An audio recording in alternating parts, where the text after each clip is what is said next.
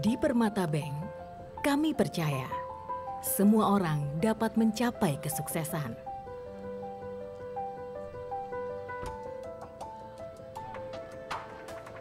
Karenanya, di setiap tantangan atau peluang baru, Anda membutuhkan mitra terpercaya untuk memberikan solusi terbaik. Terhubung dengan banyak kesempatan di berbagai negara, membesarkan setiap karya untuk tumbuh, menggapai ASEAN hingga menuju tingkat dunia. Sebagai bank lokal dengan dukungan perbankan regional, masa depan Anda adalah fokus kami. Di setiap rencana pertumbuhan, kami akan selalu ada di sisi Anda. Growing together with Permata Bank. Ini bukan tentang apa yang saya mulai. Ini tentang apa yang saya rawat. Ini tentang bagaimana saya menciptakan nilai untuk mereka yang saya kasihi. Saya percaya nilai yang saya berikan menjadi bekal saat mereka tumbuh dewasa.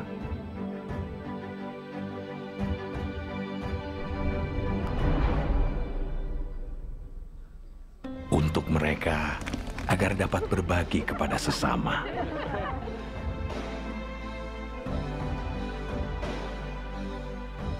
Bertahan dalam segala tantangan dan mengambil keputusan di masa depan.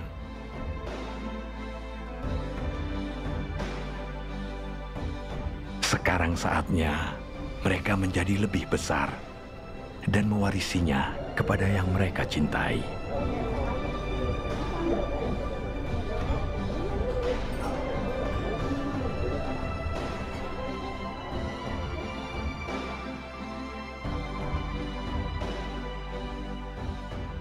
Dan ini adalah saat yang tepat untuk merayakannya bersama.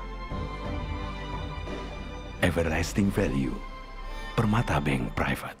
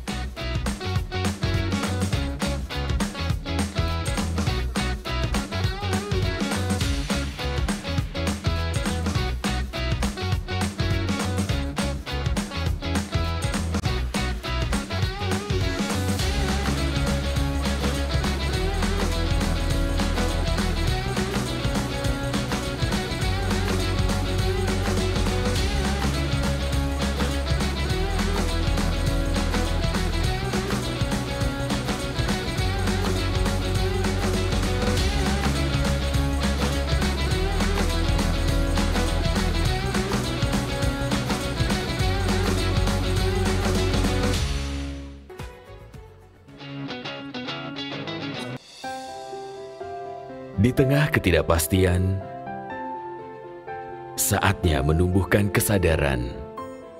Kekayaan yang sesungguhnya bukanlah angka yang kita hasilkan, tapi bagaimana kita berkembang dengan seimbang dalam setiap perubahan.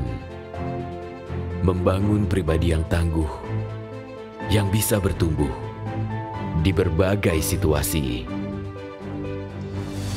Melihat peluang dalam setiap tantangan.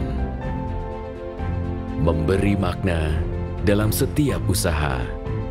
Kekayaan ada di semua aspek kehidupan. Kesejahteraan adalah warisan yang berkelanjutan.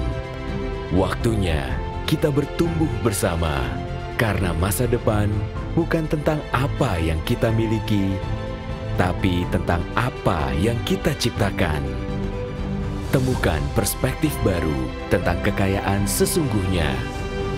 Wealth Wisdom 2024, Redefining Wealth Growth.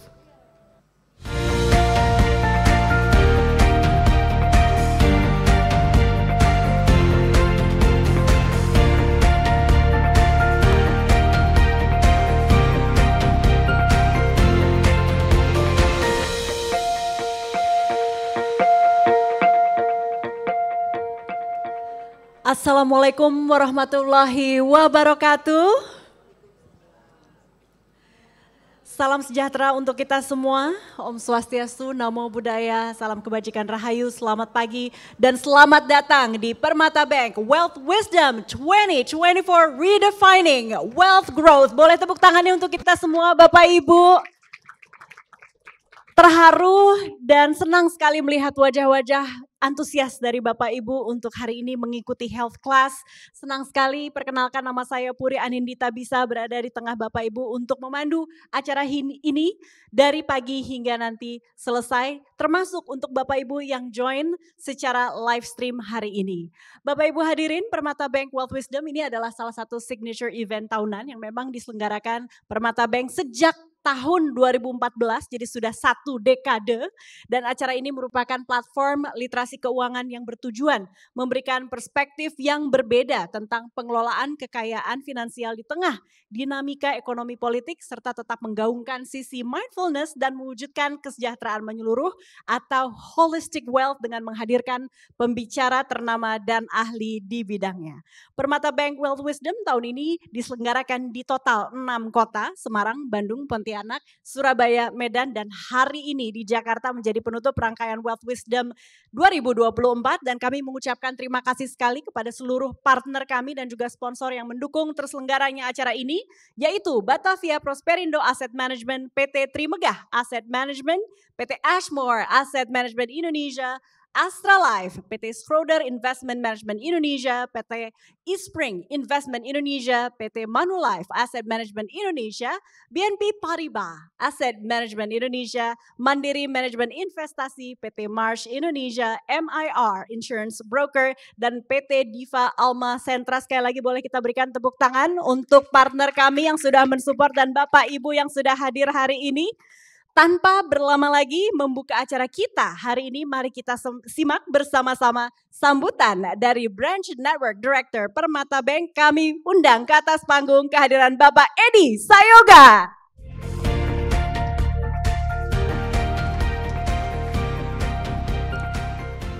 Silakan Pak Edi, the floor is yours. Terima kasih. Selamat pagi Bapak Ibu semua. Assalamualaikum warahmatullahi wabarakatuh. Salam sejahtera bagi kita semua. Shalom, Om Swastiastu, Namo Buddhaya, salam kebajikan, rahayu. Kepada yang terhormat Profesor Dr. Terawan Agus Putranto, spesialis radiologi, penasehat khusus Presiden Republik Indonesia bidang kesehatan.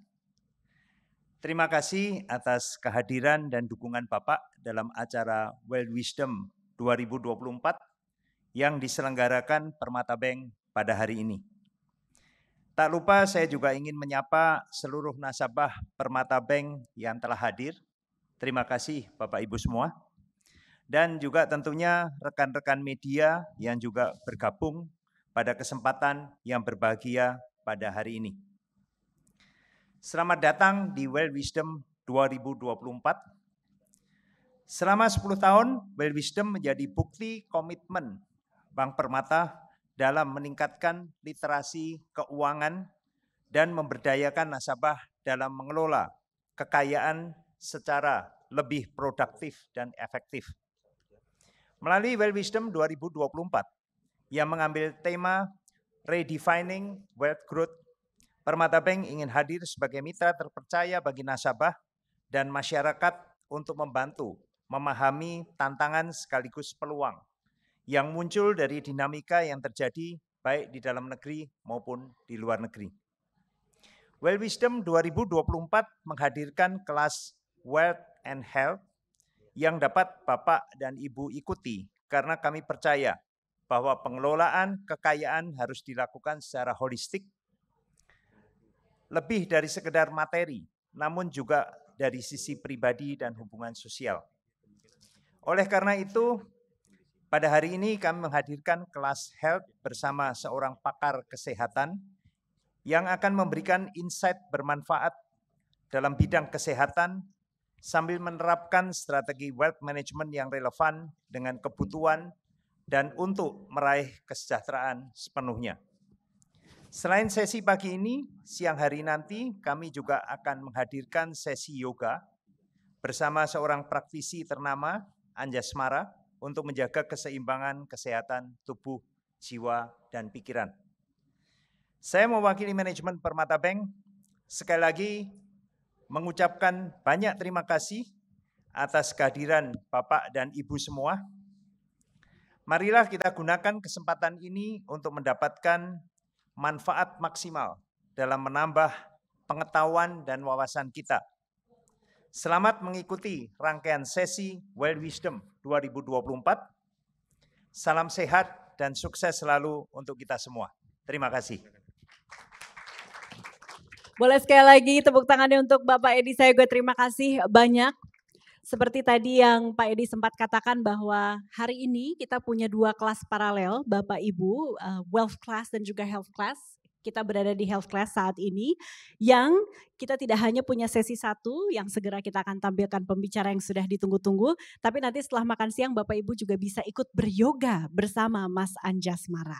Nah, sepertinya pas kalau saya buka dengan konteks terlebih dahulu nih Bapak Ibu, sebagai kita yang tinggal di kota besar, sepertinya kita bisa bersepakat bahwa kesehatan penting sekali. Tetapi ini ada data terkini yang saya mau contek.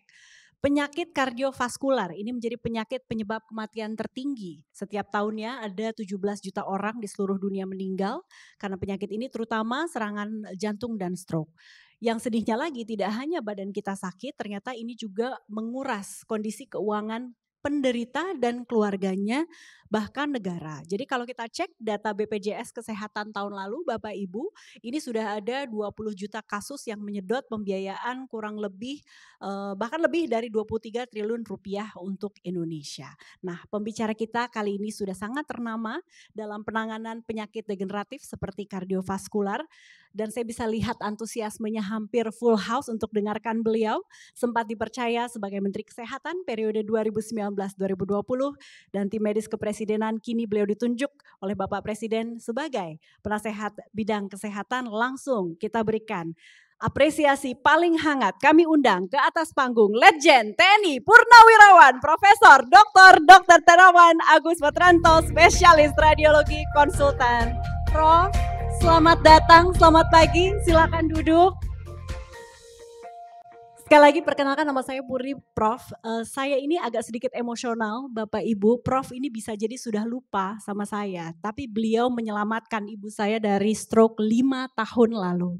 Jadi terima kasih Prof, boleh tepuk tangannya. Mungkin di sini juga ada beberapa yang konsul gitu ya, atau mungkin sudah menjadi pasien yang sudah lulus dengan Prof. Saya mulai dulu, apa kabar Prof? Prof, kalau saya lihat di Wikipedia usia 60 tahun Prof. Ya, gimana kondisinya sekarang, keseharian bagaimana sekarang menjaga kesehatan? It's okay, badan saya enak aja. Ya cuma kadang-kadang aktivitas saya membuat saya kurang istirahat.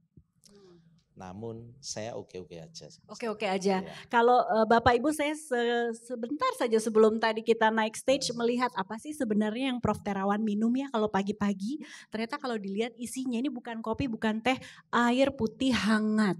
Begitu sehat ya Prof ya. Ini jadi nular ke kita. Tapi langsung saja, karena saya di sini nggak mau mendominasi, saya mungkin akan hanya memakai maksimal 30 menit dari waktu yang ada, kemudian saya akan berikan kesempatan Bapak Ibu untuk bertanya dengan beliau. Kalau kita bicara soal serangan stroke, jantung dan penyakit kardiovaskular lain yang suka disebut silent killer, ada nggak sih tanda-tanda atau indikator-indikator yang bisa kita rasakan diwaspadai sebelum insiden itu terjadi? Silakan Prof. Ya, ada yang punya tanda-tanda, ada yang tidak punya tanda-tanda. Karena itu check up memang harus dilakukan. Baik untuk melihat komposisi darah kita seperti apa kondisinya, baik itu secara anatomi bagaimana kondisi pembuluh darah kita. Kalau itu namanya kardiovaskuler. Memang benar bahwa penyakit kardiovaskuler ini termasuk jantung dan stroke ini menduduki angka kematian yang tinggi. Kalau jantung memang banyak kematian-kematian yang kita bisa melihat. Kalau stroke ini kita bisa melihat kecacatan-kecacatan yang timbul. Betul-betul menguras energi, menguras pembiayaan, menguras psikologi. Karena itulah pemeliharaan kesehatan menjadi sangat penting dan sangat vital. Belum lagi nanti kalau arahnya ke kanker dan sebagainya. Karena itu pertemuan hari ini saya kira akan sangat bermanfaat untuk kita melakukan prevention. Namun acara kita ini melakukan promotion, ya, promotif untuk supaya masyarakat yang terwakili saat ini ada di sini menjadi mau melakukan tindakan-tindakan prevention, mencegah terjadinya serangan-serangan tersebut. Nah, saya senang banget ini udah tinggal follow up question. Kita kan inginnya mencegah gitu ya. Dan kita semua yang hadir di sini dari beragam golongan gitu. Kalau saya lihat juga tendensinya stroke juga semakin memudah Prof. Karena kita tinggal di Jakarta, biasanya anak agency ya bisa kena stroke di usia 30-an, 20-an. 9 tahun. 9 tahun? Boleh Prof elaborasi dulu, coba. Banyak anak-anak kecil umur 9 tahun, 11 tahun yang terkena stroke. Kadang-kadang mereka nganggap bukan stroke, tetapi begitu dievaluasi dengan MRI, maka akan ketahuan bahwa itulah serangan-serangan stroke. Mereka melakukan rehabilitasi, fisioterapi, namun tidak pernah menduga bahwa itu sebenarnya sebuah stroke. Karena itu data, fakta dengan melakukan check up itu sangat penting. Ya. Stroke bisa mengenai fisik kita, bisa mengenai psikologi kita, bisa mengenai fungsi bicara, bisa fungsi apapun yang selama ini bisa kita kita sering pahami. Kita memahami stroke kadang-kadang hanya karena motorik kita atau karena sensori kita. Karena itu pemeriksaan yang detail perlu dilakukan dengan cermat. Tapi kalau semuda 9 tahun Prof, sepertinya tidak umum begitu ya untuk orang tua melakukan check up pada anaknya. Apakah dalam setiap kelompok usia tertentu ada hal-hal yang perlu kita hindari utamanya yang hidup di kota besar atau gaya hidup semacam apa yang perlu kita promosikan di setiap kelompok usia? Yang simpel saja, yaitu jangan sampai terjadi dehidrasi, kekurangan cairan. Anak-anak kita main terus tapi lupa untuk disiapkan minum. Itu membuat mekanisme kekentalan darahnya juga berubah. Inflamasinya meningkat. Kalau inflamasi meningkat memacu di dimer, kekentalan darah dan sebagainya. Dan itu memudahkan untuk terjadinya serangan stroke. Dan itu yang dimaksud minum ya air putih begitu ya, air mineral bukan air gula. Apakah itu masih oke dalam kadar tertentu? Gimana Prof? Semua oke asal jangan berlebihan. Semua oke asal jangan berlebihan. Nah mari kita berlanjut ke kelompok usia lainnya. 20 something, ke 30, kemudian 40 plus, kemudian usia 60 plus. Gimana nih? Apa yang perlu kita waspadai dan kita lakukan menjaga gaya hidup? Ya, Umur 30 ke atas ya tetap harus dilakukan check up dengan detail, mulai check up. Kita udah pakai otak kita selama 30 tahun, jantung kita pakai selama 30 tahun, mosok sih enggak mau di check up kan ya.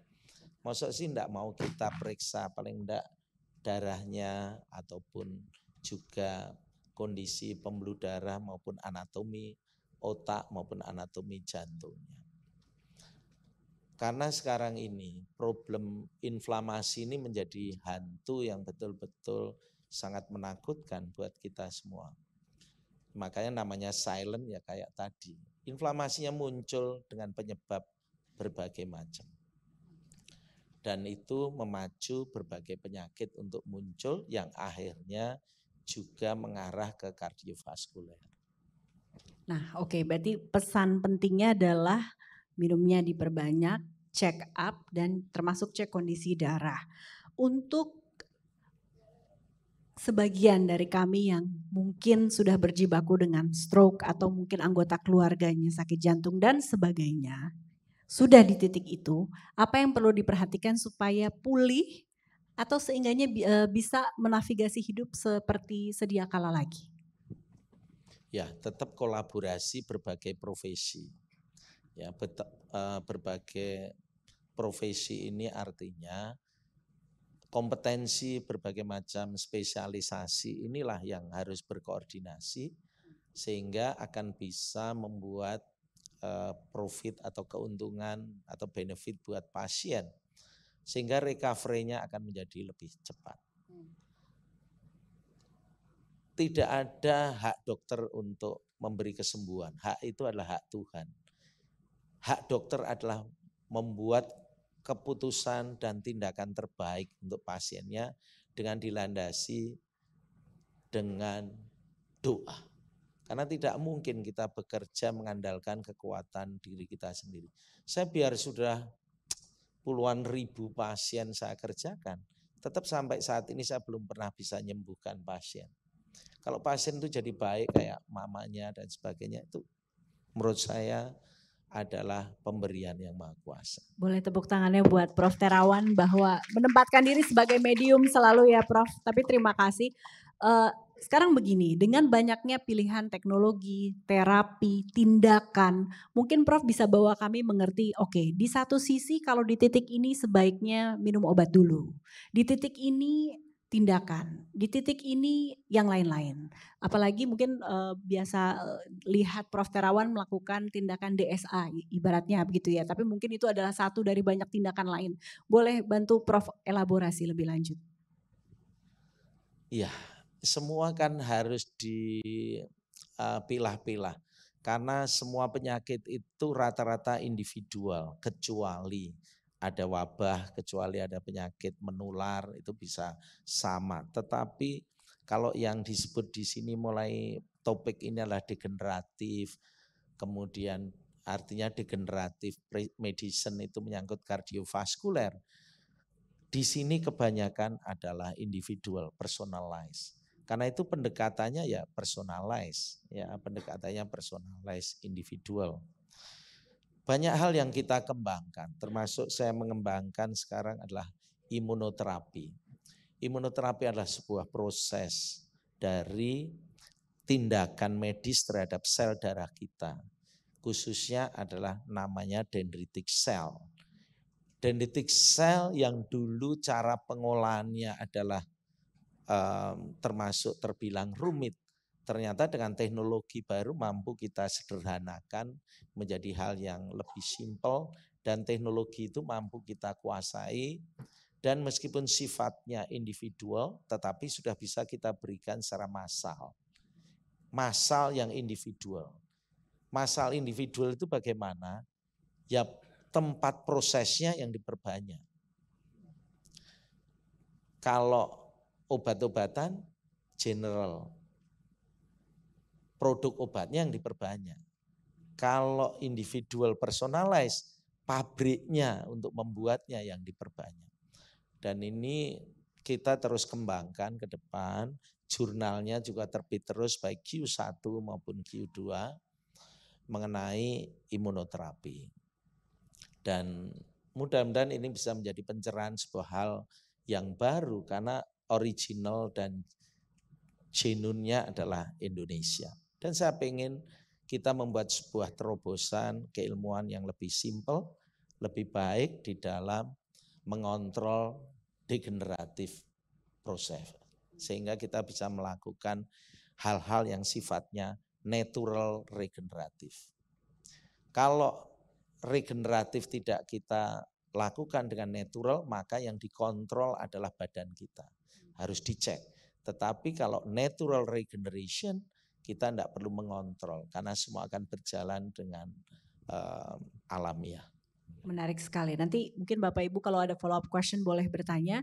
Satu hal lagi yang kalau saya amati sekarang di kota besar ada kesenangan tertentu dengan olahraga tertentu, misalnya half marathon, terus full marathon, dan yang mengikuti beragam usianya, bahkan 60 plus juga ikutan Pak Prof gitu ya. Nah ini tetap direkomendasikankah atau sebenarnya kita sudah perlu mawas diri ketika sudah usia 60 plus sebaiknya memilih jenis-jenis olahraga tertentu, adakah seperti itu? Ini jawaban yang sangat sulit ya, sangat sulit artinya saya menjawab dikira nentang, saya menjawab yang lain dikira menyokong. Kuncinya satu, semua olahraga yang sifatnya berat seperti ini harus terlatih, harus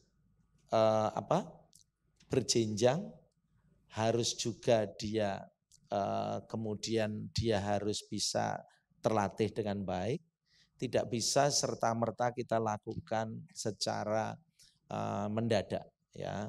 Inilah yang harus kita ketahui dan harus ada fase istirahat. Ya, sama pemain bola suruh lari terus suruh main tiap kali pertandingan ya bisa terjadi accident di lapangan. Karena memang istirahat itu penting untuk memulihkan kondisi kita. Sama terhadap olahraga seperti triathlon ataupun maraton harus dilatih. Karena itu endurance, ya itu harus dilakukan secara bertahap. Masa otot kita harus terlatih dulu. Coba dadaan tiba-tiba ikut maraton. Mungkin putus di jalan kita, ya. Karena memang harus dilatih. Berarti itu ya, harus dilatih, berjenjang dan ada supervisi ya. Ya, berjenjang, bertahap, berlanjut. Ya. Oke, apapun itu olahraganya. Jadi tidak mengerucutkan pada satu tertentu begitu. Ya. Satu lagi boleh ya Bapak Ibu sebelum saya ke Bapak Ibu nih. Sekarang juga banyak pilihan bilangnya diet atau pola makan yang ngetren dari mulai vegetarian terus intermittent fasting gitu. Nah, pandangannya Prof bagaimana? Nanti ada lagi yang lain gitu kan ya? Saya ini soalnya pemakan segala. Ya. Jadi kalau saya ngomentari orang lain yang ini dikira saya iri. Ya. Problematikanya adalah ya kuncinya di riset. Ya termasuk Permata Bank ini atau bank-bank lain yang ada di sini. Ya harus membantu riset tersebut. Apakah memang benar dengan pola makan seperti itu bisa menghasilkan seperti apa yang kita tuju. Ya harus dengan riset dan riset itu butuh pembiayaan yang besar dan pembiayaan besar itu bisa dilakukan dengan CSR. Misalnya seperti vegan atau vegetarian. Ya harus dicek dengan benar nanti kita publikasikan biar direview seluruh dunia. Parameternya tinggal apa yang mau diperiksa. Paling tidak memunculkan 1-2 parameter. Contoh misalnya ternyata populasi yang dengan ini serangan kardiovaskulernya lebih kecil. Atau seperti ini ternyata kadar gulanya lebih terkontrol. Itu harus dengan riset. Ya, kita susah kalau dengan opini saja ya. Ini opini atau ini sebuah pembenaran atau ini sebuah riset yang berjalan. Nah, supaya kita bisa bermanfaat buat banyak orang dan bisa dipertanggungjawabkan ya dengan riset. Riset butuh pembiayaan. Pembiayaan dari swasta khususnya dari rekan-rekan perbankan sangat penting untuk ikut serta di dalam mendukung kesehatan masyarakat. Karena kalau masyarakat tidak sehat, tidak bisa nabung. Itu, Ya, jujur, betul. tidak bisa usaha. Betul. Artinya sebenarnya itu bentuk investasi bank terhadap masyarakat itu sendiri supaya masyarakat mau menginvestasikan ke bank. Asik. Jadi Permata Bank sebentar lagi nanti backup ya riset-risetnya Indonesia lah gitu kita bilangnya ya. Tapi Prof berarti saya hanya mau mengkonfirmasi artinya sejauh ini dari jurnal-jurnal ilmiah belum ada yang ketok palu misalnya pola makan X menghasilkan Y gitu, itu belum ya? Belum. Banyak sebenarnya, cuma saya enggak baca. Saya belum Sudah baca sibuk, mungkin, sudah ya sibuk kan? pasti ada banyak. Enggak mungkin semuanya keilmuan harus saya kuasai. Baik. Saya harus sesuai porsi saya. Mungkin sudah ada, tapi sebaiknya kalau mau berbicara membuat opini ya harus baca dulu, di googling dulu. Hasil risetnya seperti apa, cocok enggak dengan diri kita. Jangan sampai kanan dengar kiri kanan ternyata enggak cocok karena individual. Ya. Ada vegetarian karena tuntutan penyakit, ada juga karena tuntutan kepercayaan, ada juga karena tuntutan pendanaan. Ya, jadi itulah itu yang kita perlu lebih teliti. Terima kasih Prof sudah mengingatkan. Baik, cukup, saya tidak akan mendominasi dengan ini karena kita punya full house ya Bapak Ibu. Saya akan coba se-fair mungkin, seadil mungkin. Saya akan mulai membuka pertanyaan dari wing paling kanan. Silakan tunjuk tangan Bapak Ibu. Ya, nanti mikrofon akan menuju Bapak Ibu dan karena kita berbagi waktu dengan yang lain, mohon satu orang satu pertanyaan dahulu. Nanti kita bisa bergantian. Silakan boleh berdiri, sebutkan nama dan pertanyaannya. Selamat siang ya, nama saya Venita. Ya, kepada Profesor Terawan, saya ingin menanyakan apa sebenarnya atau faktor yang utama penyebab penyakit stroke yang maksudnya untuk jantung juga ya. Dan menurut Profesor bagaimana menghadapi fenomena gaya hidup sekarang ini yang kebanyakan makanannya itu mengandung nutrisi yang kurang jelas ya. Jadi kita istilahnya di lingkungan ini banyak sekali makanan-makanan yang dikemas dengan rapi, baik, bagus dan bisa bertahan cukup lama gitu. Itu saja, terima kasih. Terima kasih Ibu Venita. Boleh langsung direspon Prof, tidak apa-apa. Langsung saja. Terima kasih Bu Venita.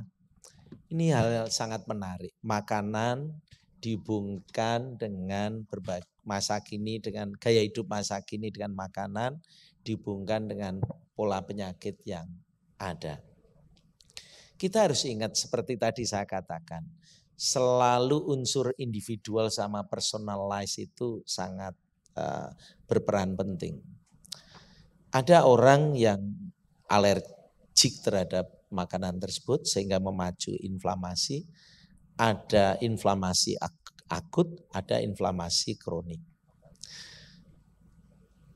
Dan hasil dari impact dari inflamasi itu tidak memungkiri ada salah satunya yang akan memacu proses terjadinya penyakit kardiovaskuler. Karena sifatnya sangat individual, kita tidak bisa istilahnya mensamaratakan. Karena itu ada lembaga-lembaga kayak Badan POM dan sebagainya untuk mengatur, membuat regulasi berapa sih kadar kandungan zat tertentu yang itu masih bisa ditolerir atau sudah tidak bisa ditolerir. Karena itulah pemeriksaan terhadap makanan yang beredar dilakukan dengan ketat oleh Badan POM. Saya tidak bisa menjustifikasi sesuatu itu akan menjadi sebuah problem kardiovaskuler. Karena seperti tadi saya katakan, antara persepsi dengan data, dengan fakta atau opini, ini harus dipisahkan dengan detail. Karena itu kita ya harus percaya bahwa apa yang sudah ditulis oleh Badan POM bahwa standarnya masih dalam batas tidak mengganggu kesehatan, kita yakin bahwa itu bisa kita konsumsi dengan baik. Yang jadi persoalan tidak semua orang tahan pada kadar tersebut. Ada yang punya sensitivitas lebih tinggi, ada yang punya autoimun dan sebagainya. Karena itu Ibu izin, karena itu rawan saya jawabannya. Karena itu mempengaruhi ekonomi yang bisa mempengaruhi Bank Permata juga. Makasih ya. Udah pas jadi penasihat presiden ya, cocok ya, Bapak Ibu cocok. Baik, satu lagi dari wing paling kanan panggung, boleh Mbak, terima kasih sudah berkenan, boleh berdiri nanti dibantu sama tim kami, mikrofonnya sebutkan nama dan pertanyaannya satu saja. Selamat siang Prof. Terawan, nama saya Gaby. Ini saya mau nanya agak spesifik sih Prof. Kebetulan memang yang sedang sakit stroke anak saya. Anak saya masih berusia 5 tahun Prof. Nah, memang agak membingungkan ya, kok anak 5 tahun bisa sakit stroke. Sedikit cerita, memang anak ini normal dan habis operasi, operasinya tumor tapi jadi sakit stroke gitu. Kenapanya saya juga tidak tahu sampai sekarang Prof. Nah pertanyaan saya, apakah, saya kan sudah banyak membaca dan mendengar tentang Prof. Terawan.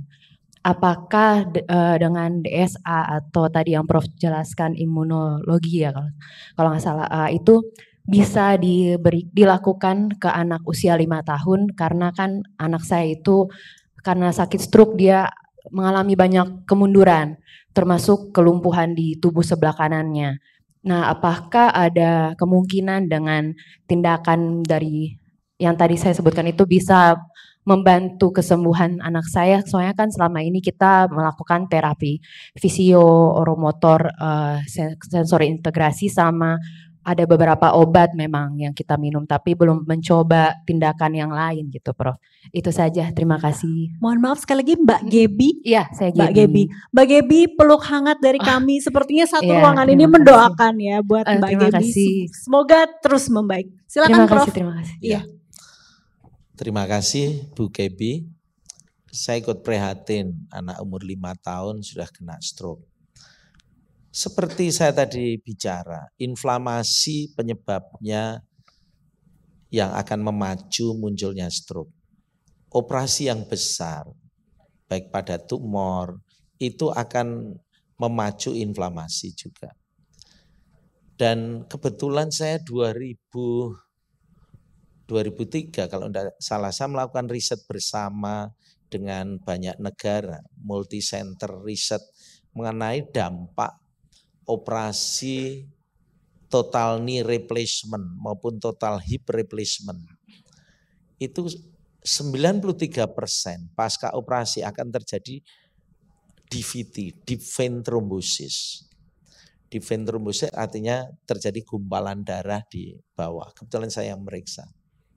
2003 berarti berapa? Hampir 21 tahun yang 2003. Nah, di situ maka akan kemudian karena adanya riset terjadi kemajuan. Preoperasi dilakukanlah pemberian obat-obat antikoagulan sebelum operasi yang berakibat insidennya bisa turun dengan drastis.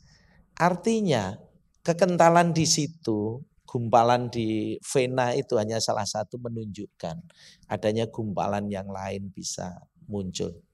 Karena itu apa yang terjadi kemungkinan besar adalah inflamasi memacu pengentalan darah di dimernya. Di dimernya yang tinggi terjadi pengentalan, loncat, terjadi stroke. Namun jangan kecil hati Bu Gaby. Masalah penyebab dan sebagainya urusan dokter. Urusan Ibu Gaby adalah anaknya bisa cepat pulih, kan gitu aja. Nah, supaya bisa cepat pulih, ya kita harus cek dengan detail. Kerusakannya seperti apa, mumpung masih muda.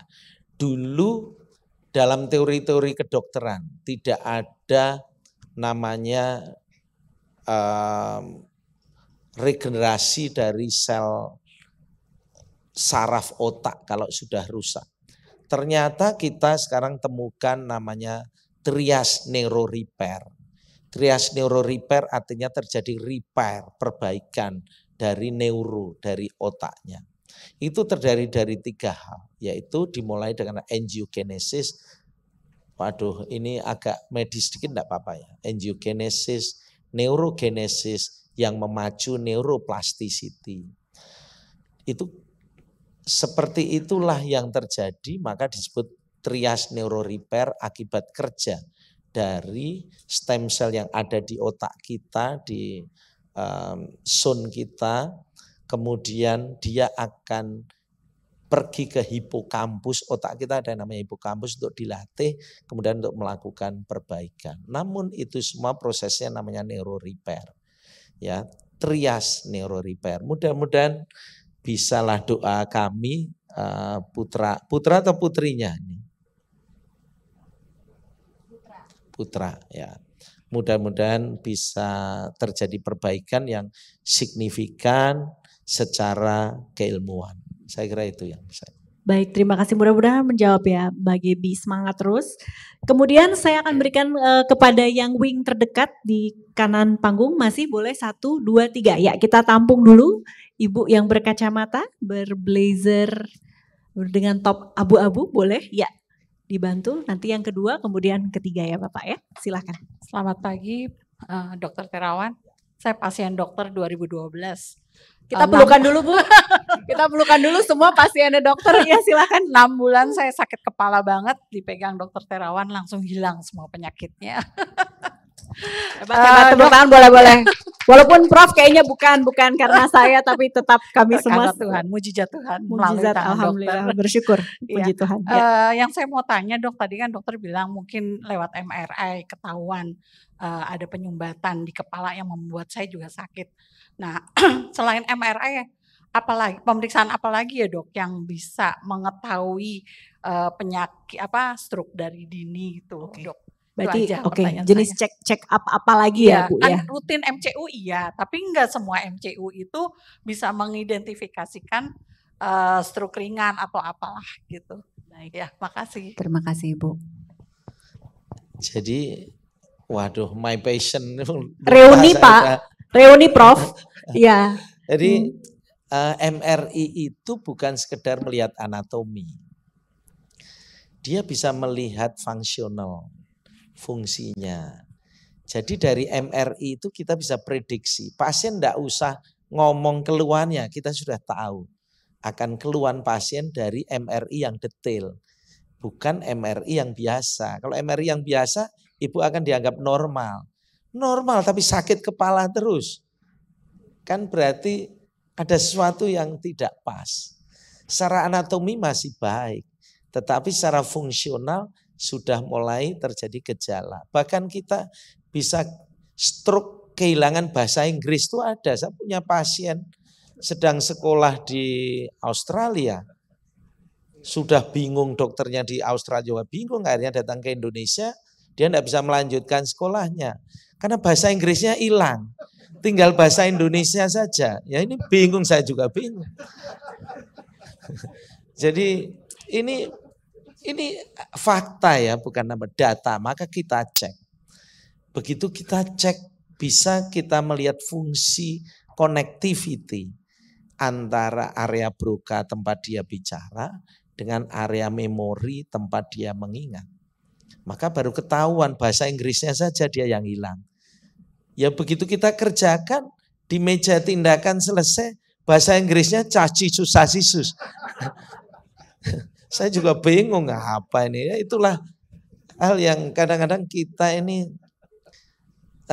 maka saya bilang stroke itu bukan hanya stroke motorik, sensorik, fungsional stroke juga terjadi. Maka kalau kita punya pasangan hidup mulai ngamuk-ngamuk terus, marah-marah terus kita cek otaknya. Jangan-jangan sudah jadi autis sendiri.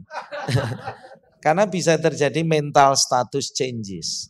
Mental status changes itu bisa kita evaluasi dari gambaran MRI-nya.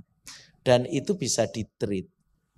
Jadi yang tadinya ngamuan bisa jadi sayang. Kan enak daripada menghabiskan tabungan di Bank Permata malah bisa menambah. Saya kira itulah yang harus kita katakan bahwa MRI tidak sesimpel selama ini kita lihat. Tapi kita bisa melihat secara fungsional apa yang terjadi di sana. Saya kira itu yang bisa saya kerjakan. Baik Ibu, sepertinya MRI bisa menjadi bahan informasi gitu ya. Boleh tadi satu deret dengan Ibu berikutnya, boleh berkacamata berbaju hitam cantik sekali. Silakan sebutkan nama dan pertanyaannya. Satu saja, ya. Terima kasih. Selamat siang Profesor Terawan. Saya mohon maaf bertanya agak global. Kebetulan Bapak sekarang ditunjuk oleh Presiden penasihat kesehatan. Nah, kalau kita lihat fasilitas kesehatan di daerah itu masih sangat kurang. Nah, padahal tadi dokter sampaikan bahwa kita perlu riset. Nah, fasilitas-fasilitas untuk riset itu yang banyak di Jakarta atau di kota-kota besar. Nah, untuk pemeriksaan perlu MRI dan lain-lain di daerah itu sangat terbatas, ya. Terus apalagi di pelosok-pelosok. Nah, sistem pelayanannya juga sangat jauh. Kalau kita lihat, saya kebetulan belakangan ini sering ke RSCM ya. Sudah punya sistem yang bagus, harus online dan lain-lain, semuanya online. Nah, di daerah itu seperti apa? Nah, tetapi saya di rumah sakit daerah, dekat-dekat sini tidak jauh, saya nggak enak untuk menyebutkan. Itu saya cukup kecewa, padahal itu rumah sakit pemerintah. Karena sistem. Nah, bagaimana pengembangan sistem yang ke depan untuk pelayanan kesehatan, itu dari kota sampai pelosok desa. Nah, kalau seperti kita mesti check up, itu kita kebetulan saya Purna Bakti dari Astra, check up itu kita bisa di kantor, dan kita bisa rongsen dengan mobil rongsen. Tetapi apakah kalau alat-alat yang seperti MRI dan lain-lain itu bisa mobile atau tidak? Terus level dokter. Untuk level-level dokter di daerah sangat-sangat lemah. Nah, bagaimana pengembangan ke depan target-target dari pemerintah untuk mengembangkan pelayanan kesehatan di daerah? Baik, terima sudah kasih. kami tangkap. Dengan Ibu siapa Ibu? Saya dengan Uti Pujiastuti. Ibu Uti, terima Ya. kasih. Langsung saja, ini ya kayak hasil suara hati rakyat di luar Jakarta gitu ya. Intinya bagaimana pengembangan fasilitas kesehatan di luar kota besar. Silakan. Ya. Ini sebenarnya yang jawab Menteri Kesehatan.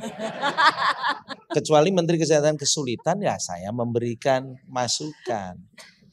Ini Jadi kita harus panggil dulu Menteri Kesehatan ya. Budi Gunadi Sadikin ke sini. Lintas gaji nih. Ya, menurut saya tidak pas kalau ditanya ke saya. Kalau saya kan sebagai advisor. Advisor bukan regulator.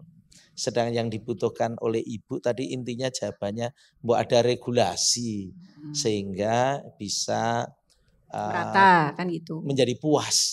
Keinginan Ibu tadi bisa terlaksana semua. Kalau saya hanya sekedar memberi opini mungkin pas Ibu senang saat ini. Tapi belum tentu yang akan melaksanakan senang. Ya, karena itu memang kadang-kadang pertanyaan tidak boleh saya jawab. Karena kalau sudah menyangkut medical politik, saya harus serahkan kepada yang punya hak.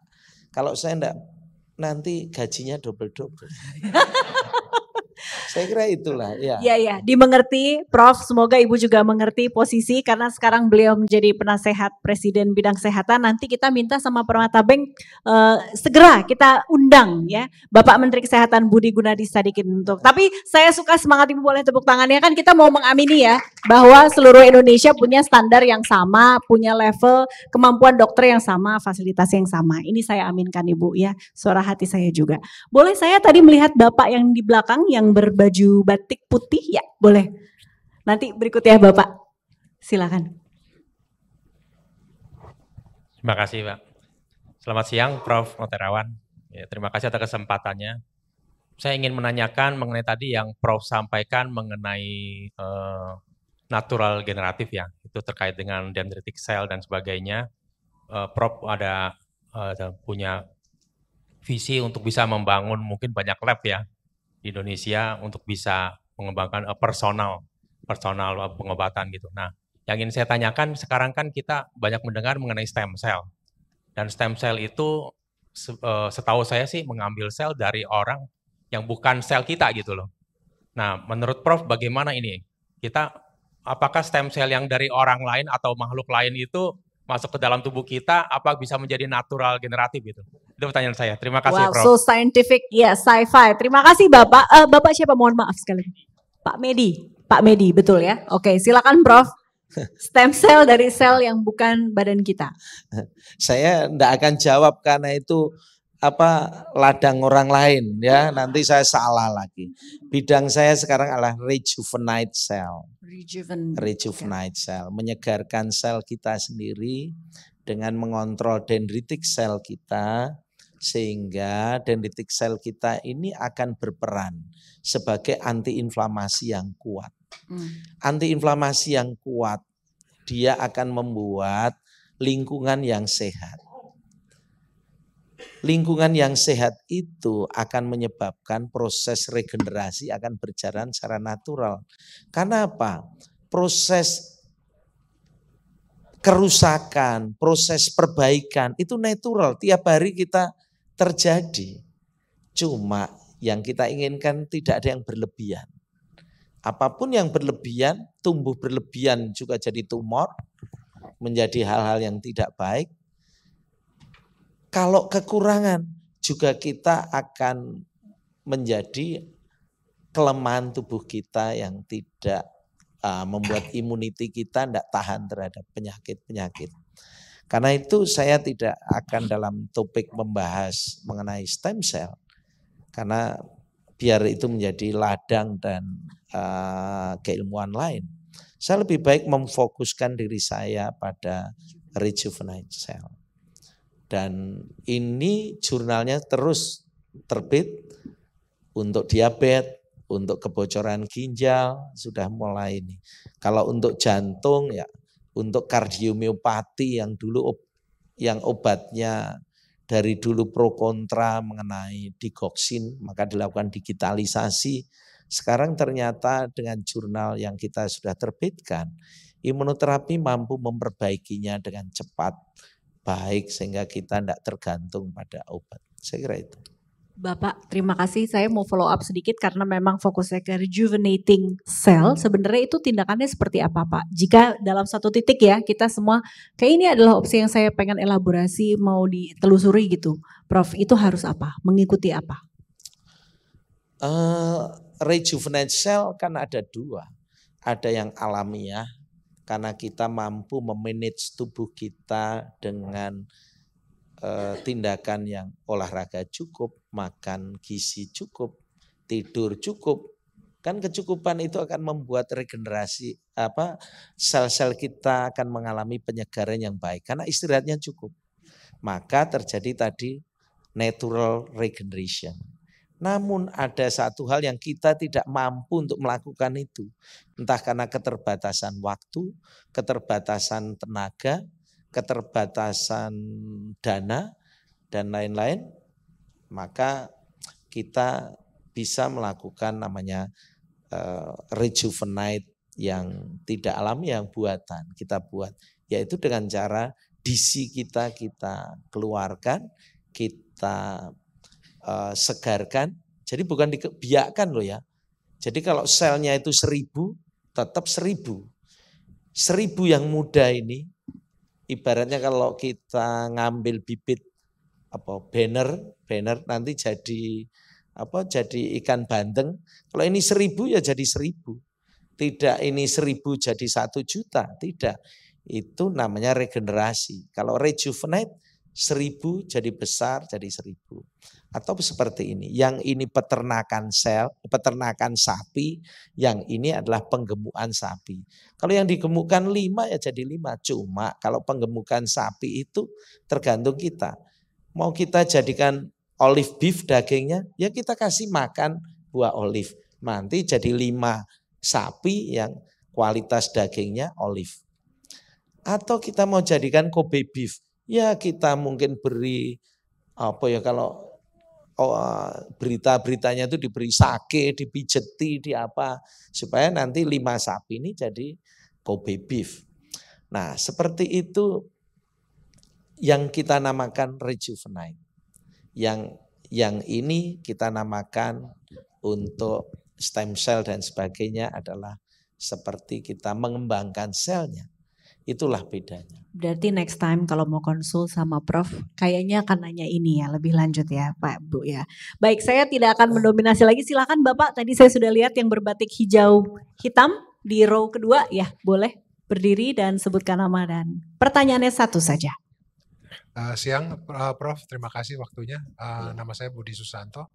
Pertanyaan saya ialah, apakah ada restriction tertentu terkait calon pasien DSA jika dalam waktu 3 bulan terakhir itu dia terkena serangan jantung dan dipasang stent? Itu dan ada pertanyaan lanjutannya ialah berapa lama MRI yang sebelumnya diperintahkan untuk diperiksakan ke si pasien itu berlaku? Terima kasih. Ya. Terima kasih, silakan. Sebenarnya tidak ada batasannya. Batasannya adalah hasil pemeriksaan sebelum dilakukan DSA. Apakah terjadi imbalance elektrolit? Apakah APTT-PTT-nya terlalu tinggi 3 kali lipat, INR-nya 3 kali lipat? Atau apakah sedang ada proses in evolution, proses di otaknya? Itu kendala-kendala yang bisa tidaknya dilakukan DSA. Karena ini menyangkut safety. Safety harus dilakukan dengan detail dan cermat, ya.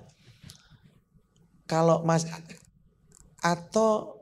dia alergi kontras, ya, kalau habis CAT jantung pasang stent tidak mungkin alergi kontras. Kalau dia alergi kontras, ya kita imunoterapi dulu. Habis disuntik imunoterapi langsung kerjakan, pasti alerginya tidak ada. Ya seperti itulah yang harus kita kerjakan. Artinya ada kendala, tapi ada solusi. Tidak semuanya bisa dikerjakan, tetapi tidak semuanya tidak ada jalan keluarnya. Semua kita buat supaya ada jalan keluarnya. Oke, berarti tadi MRI sebelum DSA. Oh ya sebentar. Oh ya silakan. MRI-nya apakah berlaku berapa bulan, berapa lama, tergantung kondisi pasien. Kalau pasien sedang terjadi in evolution proses dari otaknya, tiap minggu kita MRI.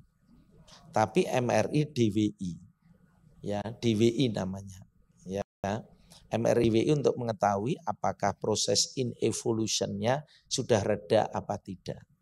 Begitu reda kita bisa kerjakan DSA-nya. Saya kira itu ya. Ya, terima kasih Pak Budi pertanyaannya. Ya, silahkan di row yang terdekat dengan panggung di sisi kiri saya ambil 2 dulu, 1, 2. Ya, boleh 2 dulu. Ibu atau Mbak yang berblazer hijau. Kemudian nanti ada row di belakangnya. Silahkan sebutkan nama dan pertanyaannya satu saja. Tes.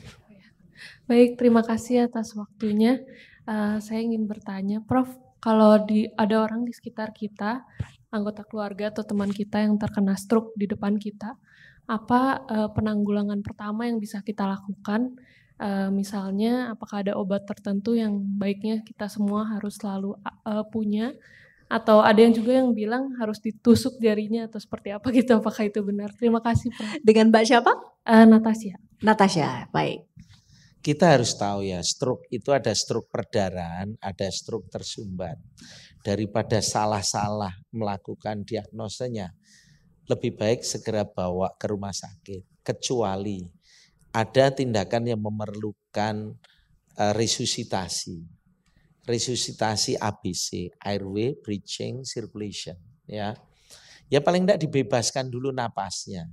Kalau lidahnya dia dia jatuh, ya kita tegakkan begini supaya jalan nafasnya baik sambil kita bawa ke rumah sakit. Ya, jadi kalau selain itu ya bawa aja ke rumah sakit, enggak usah kita jadi dokter. Ya, nanti malah salah-salah. Kelamaan lagi cari peniti untuk nyoblos jarum, wah repot. Tambah terinfeksi, tambah repot. Saya kira itu yang harus dilakukan. Ya. Baik, terima kasih. Ini untuk dengan kita yang di kantor ya, jaga-jaga amit-amit gitu. Tapi tetap solusinya bawa ke rumah sakit. Tadi saya lihat ada row di belakang Mbak ini. Ada satu Bapak, boleh? Iya. Boleh berdiri Pak. Terima kasih. Silakan Pak. Ya, terima kasih. Selamat siang Prof. Terawan. Nama saya Hendri Gunawan. Saya mau bertanya untuk ini Prof, yang rejuvenate cell itu apakah sama dengan DSA atau DSA itu bagian dari metode untuk rejuvenate cell tersebut atau bagaimana? Lalu kemudian yang DSA sendiri, apakah hanya diperuntukkan untuk pasien yang sudah terdeteksi misalkan kena stroke, boleh digunakan untuk orang yang masih sehat nggak? Dan metodenya itu cukup satu kali DSA atau harus beberapa kali? Terima kasih. Baik, terima kasih. Iya, ini ilmu yang sangat berbeda. Yang satu DSA itu mengenai angiografi vaskuler dan bagaimana kita mengeterapkannya untuk otak kita. Yang satunya adalah mengenai seluler. Mengenai imunoterapi tadi, rejuvenate adalah bagaimana kita mengelola sel kita untuk menjadi antiinflamasi yang kuat. Karena itu kita jadinya bisa mengontrol kondisi-kondisi degeneratif dengan kita melakukan rejuvenate dari sel kita. Jadi ini dua sisi yang berbeda, beda kampung. Beda kampung, beda area, negara lah, beda kota. Nah, sedangkan untuk DSA sendiri, istilah stroke tadi kan sudah saya katakan. Stroke yang kita pahami selama ini adalah mengenai motorik dan sensorik. Ada stroke mata, ada stroke pendengaran, ada stroke kepribadian, maka terjadi mental status changes tadi. Jangan heran orang yang ngamuk terus. Perasaan tidak ada yang lemah, tapi dulu dia baik-baik saja. Karena itu harus dicek. Nah, karena itu pengertian stroke harus kita pahami dulu. Kemudian mengenai berapa kali bisa diulang, ya tidak terbatas, tergantung kebutuhan karena indikasi. Kalau untuk treatment tidak ada batasannya. Kalau untuk hanya diagnosa bisa diganti dengan MRI, MRA dan sebagainya. Kita bisa melihat potensi pembuluh darahnya. Tidak perlu pakai DSA kalau hanya untuk mendiagnosa. Tanpa kontras, MRI tanpa kontras kita sudah bisa melihat detail pembuluh darahnya secara 3 dimensi. Nah, kembali lagi ke arah imunoterapi. Imunoterapi sudah saya bangun di 7 tempat. Nanti beberapa negara juga ikut akan saya bangun, tapi yang paling dekat adalah Dili di Timor Leste supaya mereka ada kemajuan teknologi yang bisa saya berikan. Nanti beberapa negara lain sudah mulai pendekatan. Karena ini merupakan teknologi yang baru dan kebetulan jurnalnya terbit terus. Kalau jurnalnya terbit terus, ya kita akan itu kan direview seluruh dunia. Jadi akan dibaca oleh orang-orang yang memang googling hal tersebut. Yang tidak googling ya dari omong orang lain. Ya, kalau tadi DSA itu bukan sekedar untuk stroke. Sekarang banyak hal bisa kita kerjakan. Kalau yang untuk otak bisa macam-macam. Bisa untuk kanker otak maupun tumor otak juga bisa kita kerjakan ke sana. untuk autism, jurnalnya juga sudah kita terbitkan. Ada beberapa jurnal untuk autis kita kerjakan dengan DSA. Dan pasiennya bukan dari Indonesia, kebanyakan dari luar negeri justru. Jadi 500 pasien lebih autism itu dari luar negeri yang datang karena dia baca jurnalnya. Kalau di Indonesia juga banyak, tapi saya tidak bisa mendatanya dengan baik. Tetapi hal-hal itulah perkembangan ilmu pengetahuan mengenai DSA apa. Apakah DSA diagnostik atau DSA terapeutik. DSA terapeutik sangat berbeda langkah-langkahnya dibandingkan DSA diagnostik. Saya tak minum sebentar. Boleh, boleh. Waktunya minum lagi, nggak boleh dehidrasi katanya ya Bapak Ibu ya. Ini walk the talk, benar-benar Prof. Silakan dilanjut. Supaya saya enggak batuk. Jadi seperti itu, sangat luas. Bahkan sekarang perkembangan baru DSA pun bukan hanya untuk otak, untuk cancer, untuk terutama sekarang yang terbaru mumpung di tempat lain enggak ada ya, untuk prostat, baik kanker prostat maupun hipertrofi prostat, sehingga length of stay, waktu rawat inap di rumah sakit menjadi pendek, hanya 5 jam, 6 jam sudah bisa pulang dan hasilnya bisa dirasakan dengan cepat. Teknologi akan terus berkembang dan pengembangan ilmu akan saya lakukan. Riset saya lakukan baik dengan, bentar ya. Prof ini masih suka naik pesawat kemana-mana ini, kliennya nggak cuman nasional saja gitu ya. Jadi silakan Prof, jaga kesehatan ya. Yuk jadi lanjut. riset itu tetap kita kerjakan terus. Selama ini memang kita topang sendiri riset itu. Karena saya tidak mungkin sukses kalau tidak ada wanita di belakang saya yang ngongkosin. Artinya istri saya selain mendampingi juga ngongkosin. Kalau enggak, riset enggak bisa jalan karena Bank Permata belum mengeluarkan CSR. Jadi memang riset harus kita bangun terus, maka terapi-terapi baru kita mampu wujudkan, ya, termasuk bagaimana untuk fertility dan sebagainya. Kita membantu teman-teman Opjin untuk bisa membuat orang menjadi lebih mudah memperoleh kebahagiaannya. Oke, terima kasih. Jadi DSA itu spektrumnya juga sangat luas ya. Mudah-mudahan menjawab Pak. Ini kita sudah tinggal punya 7 menit lagi. Saya mau manfaatkan untuk wing paling jauh. Silakan, ada 1, 2, 3 kayaknya. Ya, silakan yang paling duluan, yang paling dekat jendela boleh dibantu.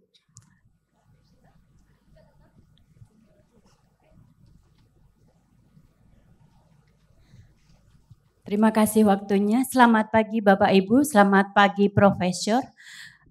Nama saya Intan, agak panjang nama saya, kalau dipendekkan jadi Mai.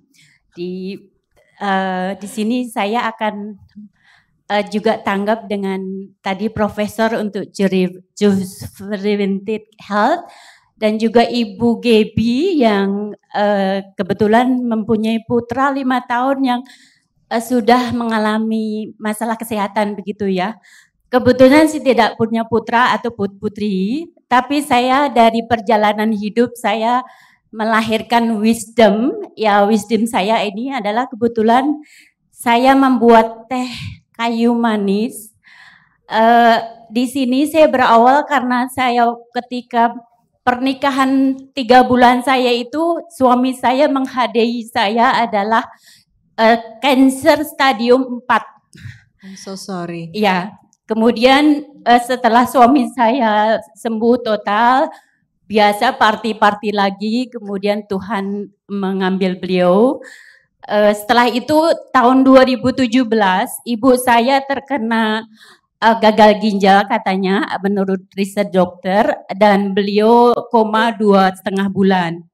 Kemudian dari perjalanan saya mengurus suami dan juga beberapa teman, saya punya wisdom ketika banyak mengkonsumsi obat chemical dari kedokteran yang cukup lama, jadi saya menetralisir minuman itu Mbak dengan Intan, herbal. mohon maaf karena kita Ya. waktunya tinggal 5 menit Baik. lagi. Boleh dengan pertanyaannya? Ya, Bapak, kalau saya membuat teh kayu manis, saya belum punya research.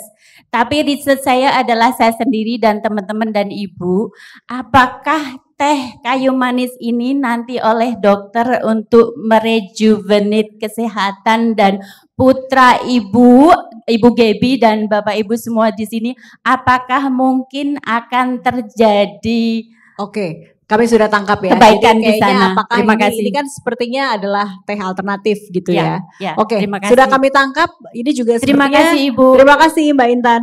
Ini adalah edukasi untuk kita semua, Prof. Mungkin tidak hanya teh, tapi apapun yang di luar sana yang kita anggap sebagai alternatif. Mohon pandangannya Prof dengan apa ya, ibaratnya kalau kita mau menjaga kesehatan baiknya seperti apa? Silakan.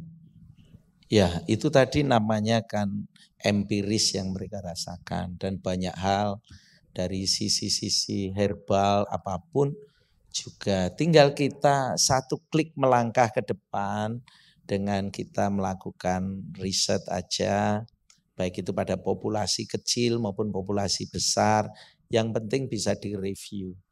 Dan saya kira itu baik, semuanya baik, tidak ada masalah.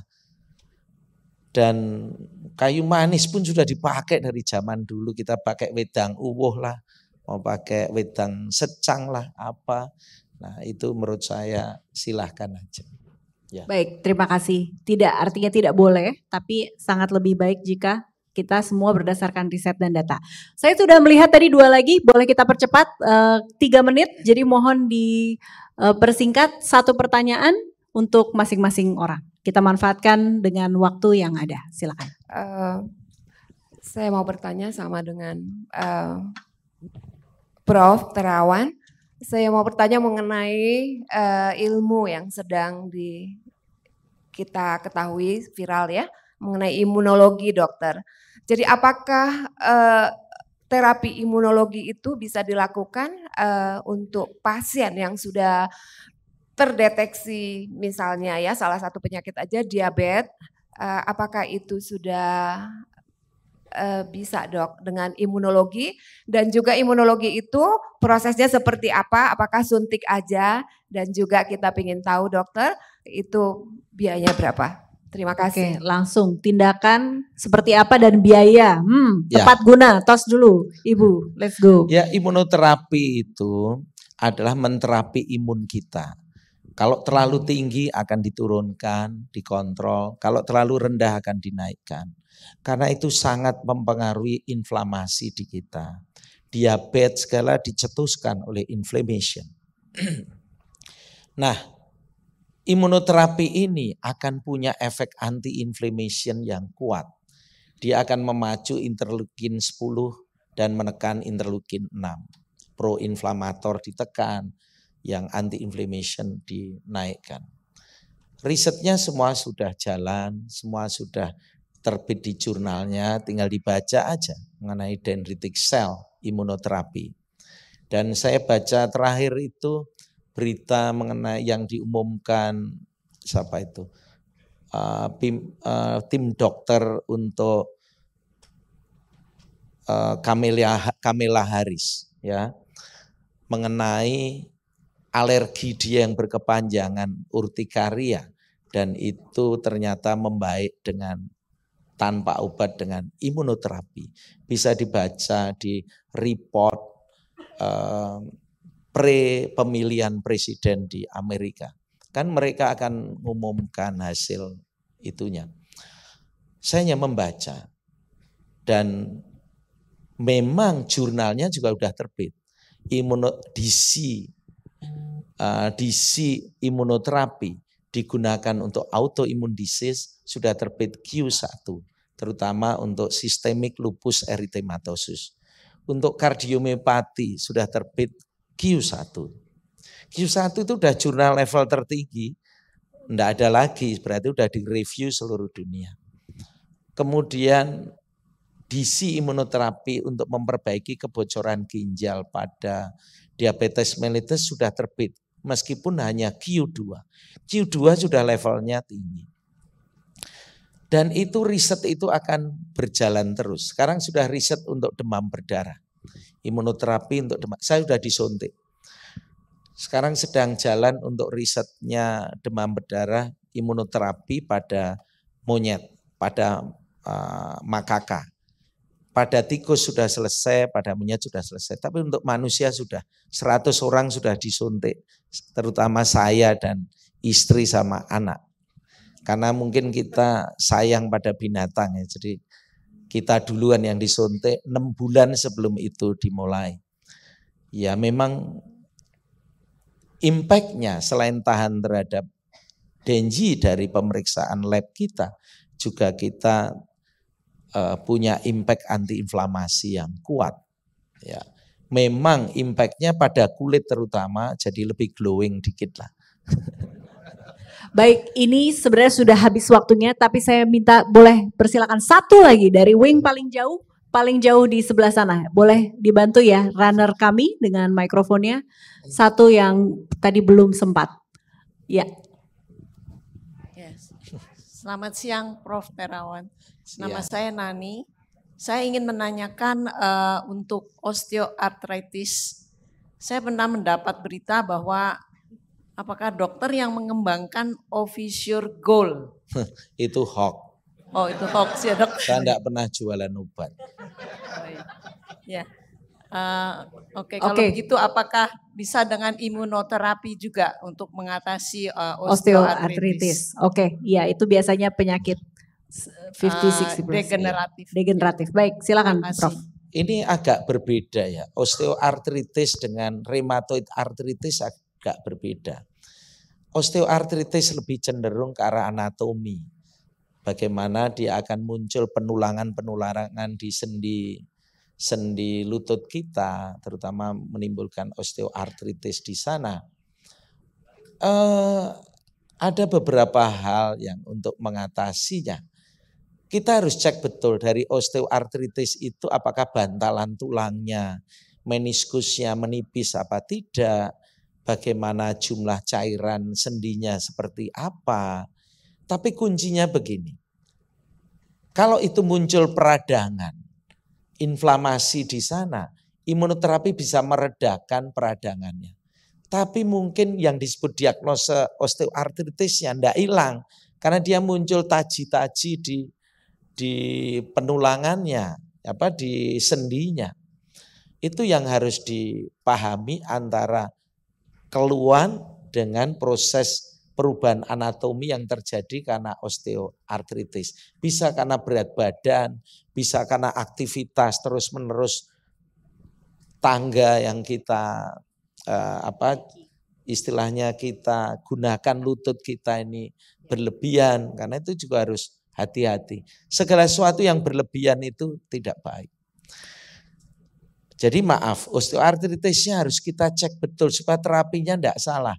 Apakah harus diterapi ditambahi cairannya, apakah harus ditebalkan meniskusnya, atau ada robekan di tendonya dan sebagainya. Yang keluhannya hampir sama, disebut osteoartritis yang menimbulkan tidak nyaman di lututnya. Saya kira itu, mungkin ada kurang puas. Boleh ketemu nanti Prof. Nah ini boleh penutup ya Bapak Ibu dengan sangat berat hati, saya tahu sekali banyak yang ingin bertanya. Tapi jadi next kalau kami mau menghubungi Prof dengan segala kesibukannya bisa hubungi kemana, praktek Lupa gimana? tadi ya, tanya biayanya ya. Oh ya biaya, ya ampun maaf Bu, maaf Pak paling penting biaya. Ya, biayanya adalah 1.000 US dollar. 1.000 US dollar. Atau sekitar 15 juta. Tapi kalau untuk teknologi yang seperti itu tidak akan ditemukan. Saya kemarin ke Jepang, ke Korea waktu saya paparan diprotes juga. Kenapa bisa membuat biaya yang begitu murah, bagaimana? Ya rahasianya saya menggunakan komponen dalam negeri. Dari UMKM di Sidoarjo, di Surabaya. Jadi tabung-tabung yang tadinya saya harus beli dari luar, yang notabene 1 tabung dari sana saya bisa dapat 100 tabung. Nah itu membuat harga bisa saya turunkan. Nah nanti kalau itu sudah makin banyak, hukum ekonomi akan berjalan. Harganya akan semakin turun. Karena apa? Karena prosesnya yang kita kerjakan menjadi semakin besar. Ya, supply and demand. Ini tergantung supply and demand. Tapi yang paling penting buat saya, teknologinya sudah bisa saya bagikan. Namanya tetap imunoterapi Nusantara, tetapi bawahnya Bayi Terawan. Jadi saya minta maaf, nama saya masukkan supaya enggak seperti tadi.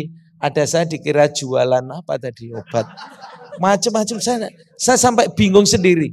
Akun Instagram saya enggak punya. Akun TikTok saya enggak punya. Akun Facebook saya enggak punya. Cuma kata orang saya muncul di mana-mana. Kok enggak ada artis yang lain yang bisa lebih ini. Saya sendiri bingung, jujur. Saya sudah ngadu ke yang berwenang dan sebagainya. Tapi ya memang muncul lagi. Muncul dengan model baru. Mungkin ini ditimpa yang satu, muncul yang satu lagi. Dan ya menurut saya unik saja. Saya enggak, sebagai dokter kan saya juga memang enggak boleh jualan obat. Saya hanya boleh jualan ilmu. Ilmu yang harus dibagi ke semua orang. Pengetahuan yang harus bisa diregenerasikan. Nah itulah yang saya lakukan. Jadi mohon maaf kalau ada berita-berita mengenai jualan obat dan sebagainya, saya enggak jualan. Baik, terima kasih konfirmasinya. Ini sekali lagi untuk yang mau konsultasi lebih lanjut dengan Prof, dengan segala kesibukan bisa hubungi kemana?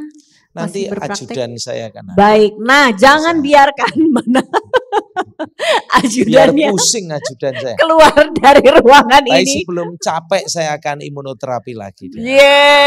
Oke. Dia Baik. baru 7 kali, jadi sudah glowing lumayan. Pasukan khusus tapi dia sudah. Iya, pasukan khusus menemani Prof kemana-mana. Bapak Ibu, dengan berat hati kita sudahi obrolan kita di sini. Boleh berikan tepuk tangan yang meriah untuk Profesor Dr. Terawan Agus Putranto. Jadi kalau saya boleh rangkum apa yang kita pelajari dari Prof hari ini adalah pastikan kita punya datanya. Kita cek dengan medical check up. Kita cek dengan MRI. Baru kemudian dikonsultasikan karena setiap dari badan kita adalah unik.